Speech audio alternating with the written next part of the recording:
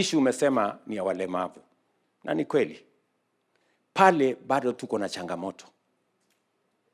Na ndio sababu nimefanya mambo mawili tangu niingie katika ofisi. Jambo la kwanza nimesema lazima tupanue ile mpango wa cash transfer ambayo inafikia watoto walemavu, watu wanaoishi na ulemavu, ndio tuweze tuwafikie wengi. Tumewasajili watu wengine wazee wa miaka ambayo 70, walemavu, tumewasajili wengine 1500 in the last 1 year.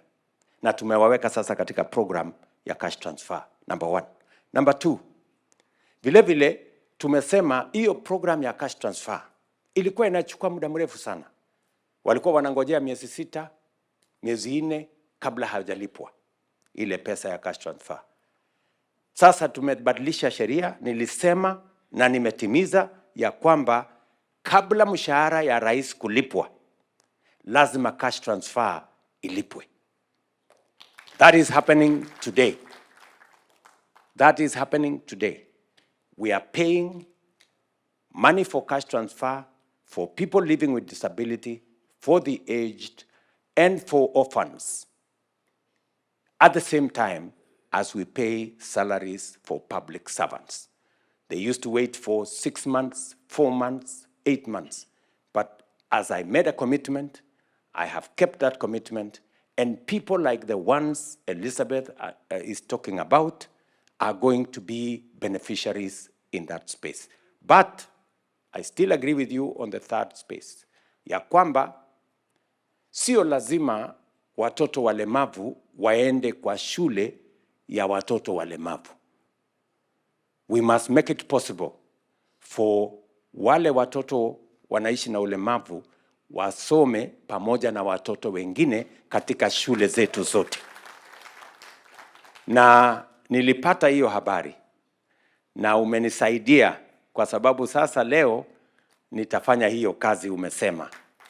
Naamini watu wa Wizara ya Elimu wamo mahali fulani, nitawatafuta na nitawapatia amri ya kwamba what Elizabeth has said, because it is part of our manifesto, we were implementing it, lakini hatujaikamilisha.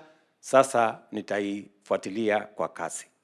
This year, it is the first year Kenya Airways made a profit. First year.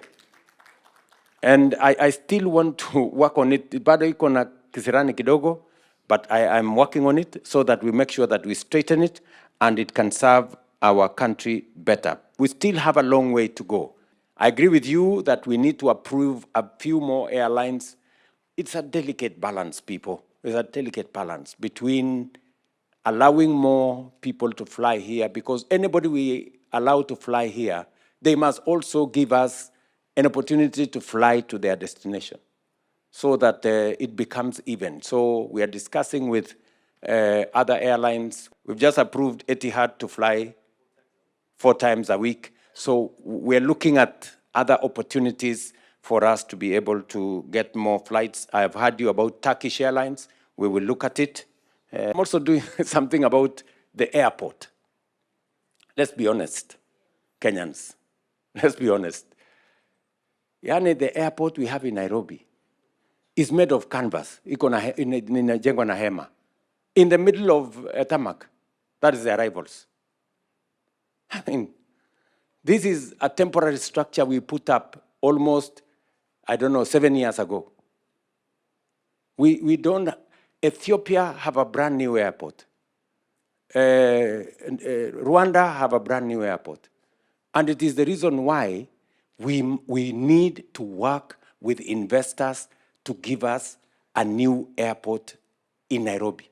I have seen many people saying, William Ruto wants to sell the airport. Am I a madman? Sure, how do you sell a strategic national asset? You have to be insane. So we must have the right investment for the airport. The airport is a strategic government asset, national asset. What we want to do in the airport is to work under the PPP program. And people must understand, PPP has the potential, public-private partnership has the potential to bring in private sector money, blend it with public sector investment to be able to create an outcome that brings win-win. Let me tell the people of Kenya, for example, let me give you an example. We are all celebrating the Nairobi Expressway.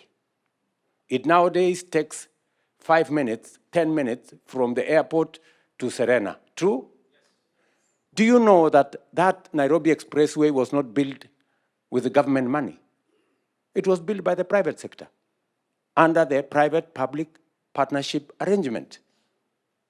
You know?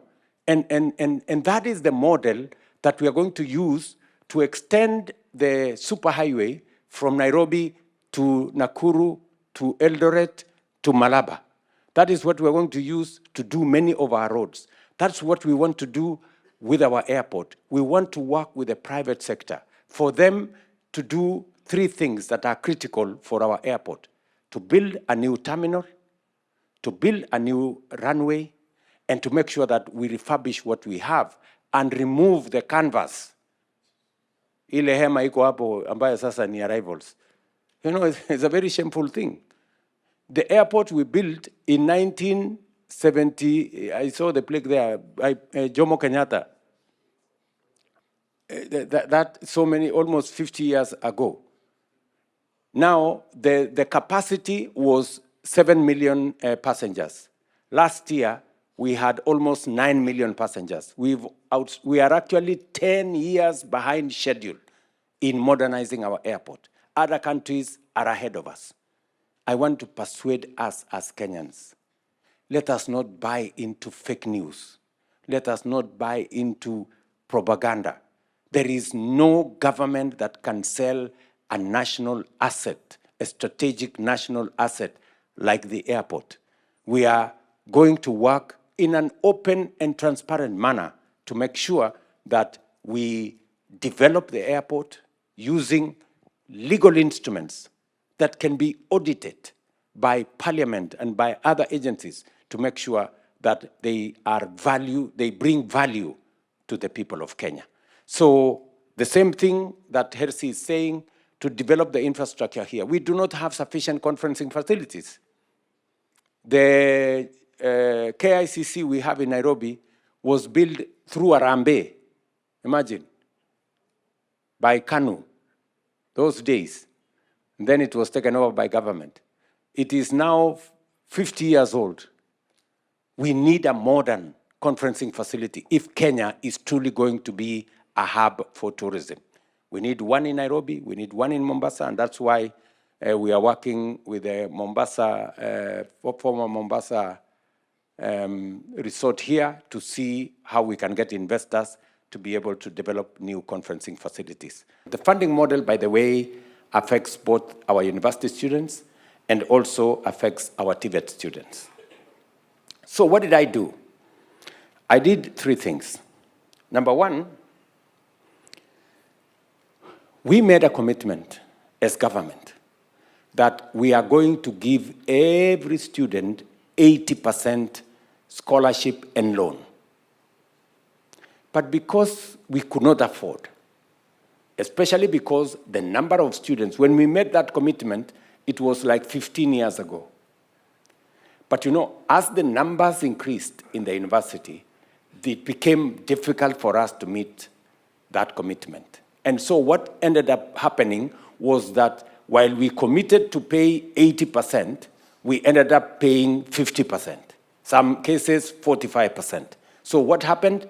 There was a huge funding gap in our universities, a huge funding gap in our universities. And our universities were struggling. They couldn't pay for services, they couldn't pay lecturers, they couldn't run their programs, and we ended up with affecting the quality of education in our universities. You couldn't attend as many labs as was required. You couldn't attend as many practicals as you required. We ended up compromising on our education. So what did I do? I said, we need to be honest with ourselves. And we said, there are parents like William Ruto who can afford.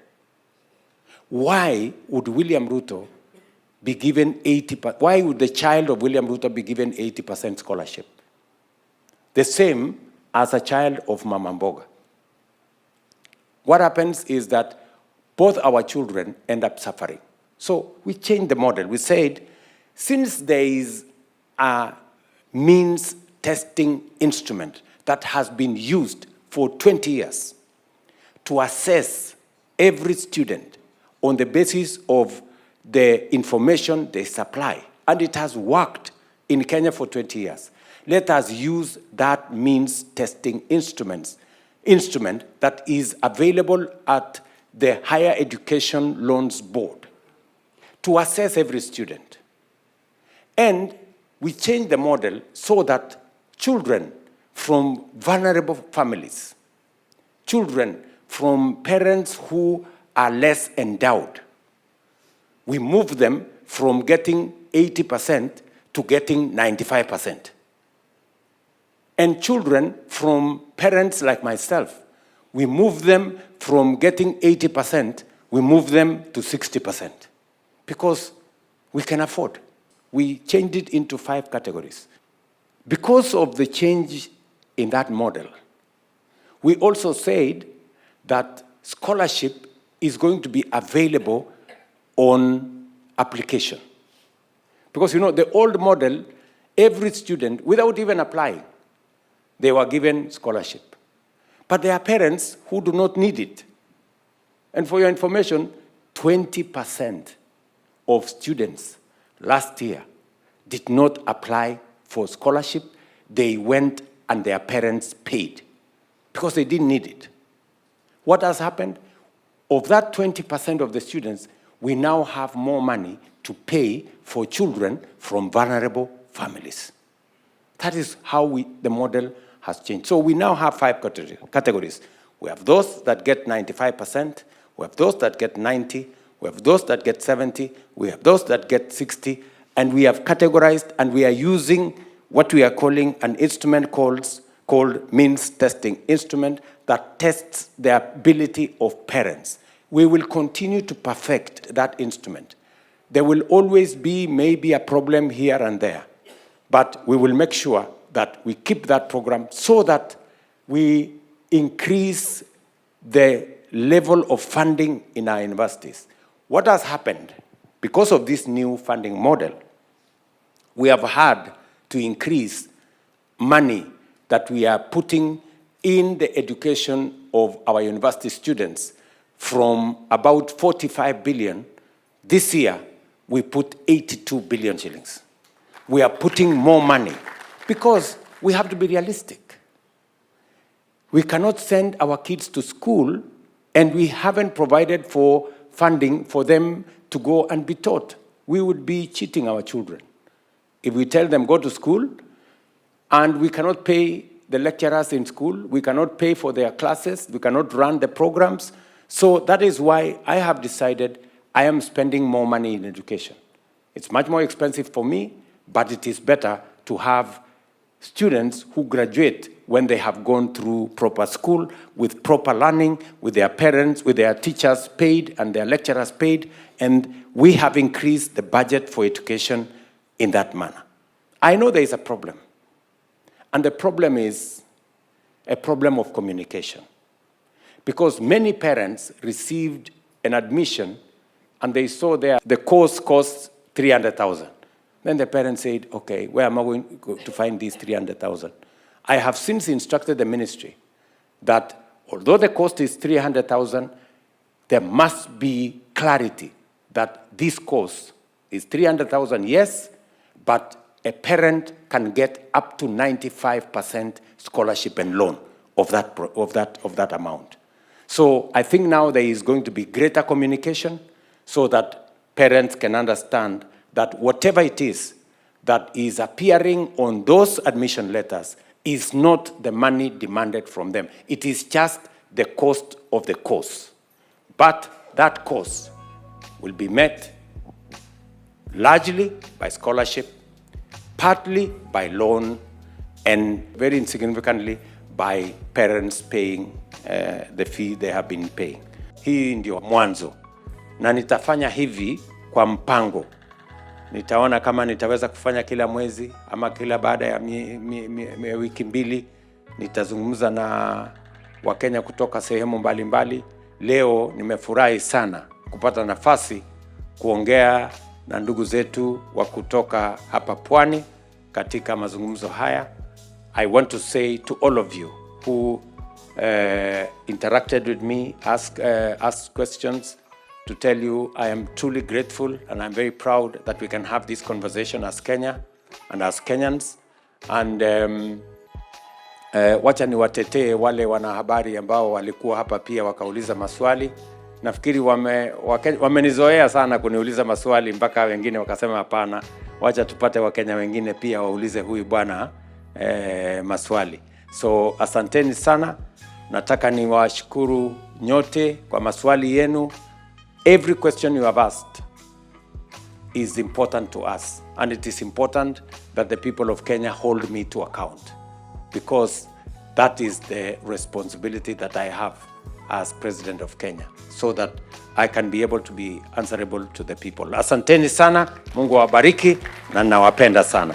It's a pleasure for me this evening to be in Mombasa, and welcome to this town hall, one among many that I will be holding to have a direct engagement with the people of Kenya on matters that are important to us as a nation. This evening's town hall is going to be about one of the most important things that informed our campaign, and one of the most important things that is a source of concern to many families, many young people across Kenya, and that is jobs. I remember very well in the last campaign, we had a whole discussion about how do we create jobs. And this is a conversation we've been having as a nation for many years. And that is why last year, the year before, sorry, I took it upon myself to prosecute this matter and to give deliberate, intentional, practical interventions in the manifesto that I ran on, and which I have been implementing, on how we are going to create jobs. For a very long time, many people thought that if we grow the economy will create jobs. That is true. But we must be, if we have to create enough jobs, we must be intentional, we must be deliberate on investing and running programs that create jobs, and we should be able from every program to know how many jobs are we creating, what impact is it making, and how is it changing the fortunes of our country.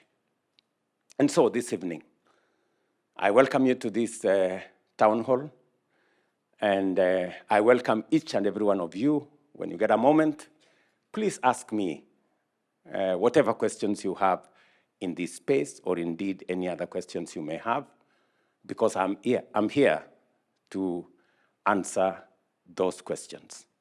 Karibuni sana.